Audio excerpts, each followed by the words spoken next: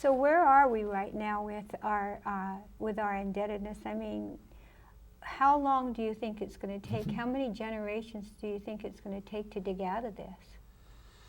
Oh, well, you can get out of it rather quickly if you do the right things. If when the financial crisis hit, if we'd have taken a hands-off position like they did in 1921, they had a pretty good depression in 1921 after the inflation for World War I, and it took about a year. But all the bad debt and all the loans, everything, I mean, the GDP went down like 15% in 1 year, but then it was over. Well, you know. So that's what you need to do. You need to get it over with, but when you delay it, it prolongs it. You could go back to work if you do the right things and obey the Constitution and limit the government and limit taxes and all these things. Now you could get back, the country could get back on their feet in a short period. What would happen if instead of doing what we did with bailing out Wall Street, what if they just said no more income tax for anybody?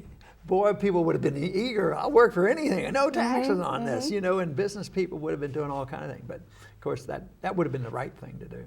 Well, it seemed to me we would have tightened our belts for a while, and then just you and I in our own private lives, if we don't have a certain amount of income coming in, we tighten our belts a little bit, and we adjust our spending.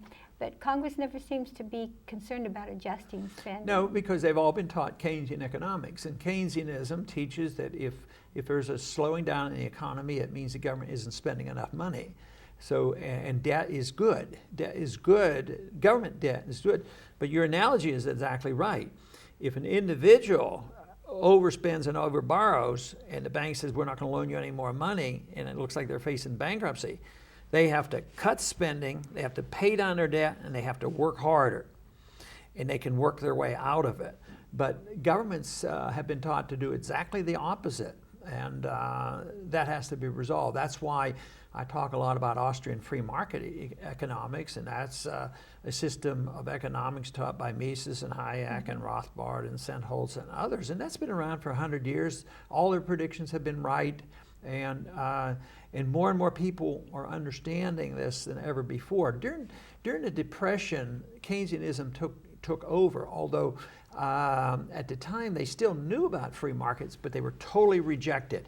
The professors who taught sound economics and the gold standard, they were thrown out. They said the gold standard caused the problem, which was an absolute lie. That didn't cause the Depression.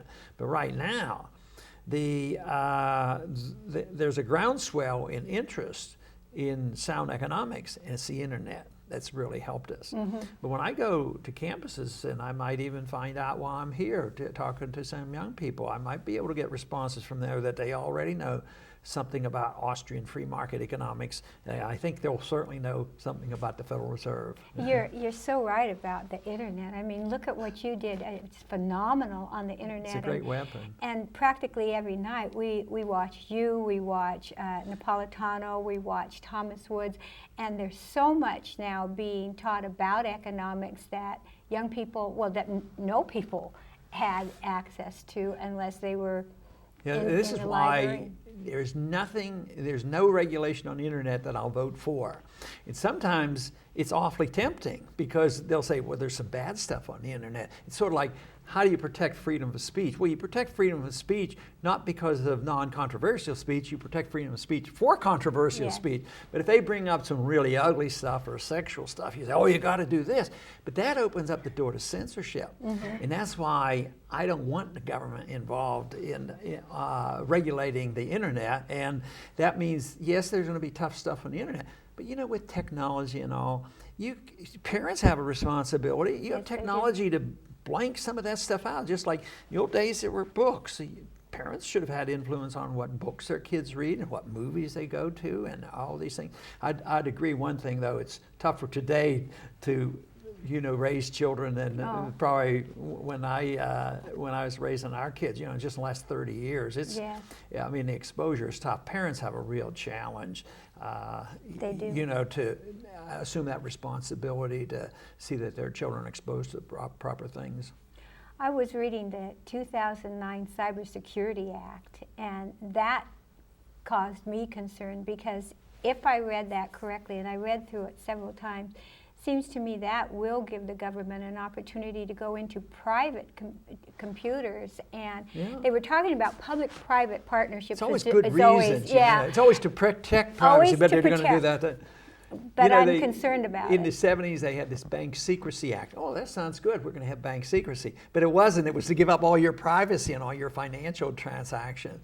So the Cybersecurity Act, I can't remember. I know I voted against it, but I don't think there were very many. Well, you did the right thing. I don't know whether there were very many. No, and according to what I read, it said both the president, and I don't care whether it's Obama or Bush or who it is, but that the president could go in, or he could designate somebody to go in, and if they felt that you were doing anything inappropriate in your business, they can take all of the information out of your computer. They can shut down your business. You have a better understanding of it than all the other members of Congress, because if they would have comprehended it that way, they might have thought twice about it. Let me ask you something. I interviewed the Speaker of the House because there have been so many bills over the last 2 years coming out of Idaho memorializing Congress to, to leave us alone, more or less.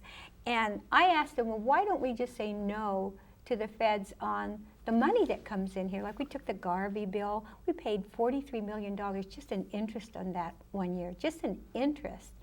And I said, can't we just say no to the feds on a lot of this stuff?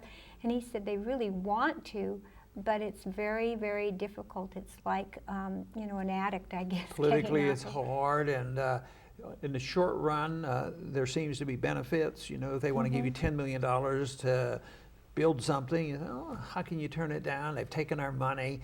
It's, why don't we get some of our money back again? But that is the answer.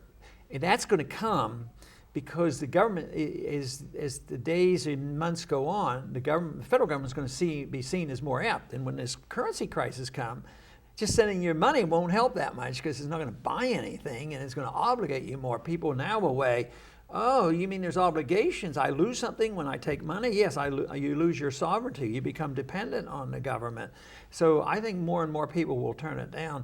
But I think it's going to be a combination of the states being absolutely disgusted with all the regulations. And the other fact is the federal government becomes so inept in what they send will have no value.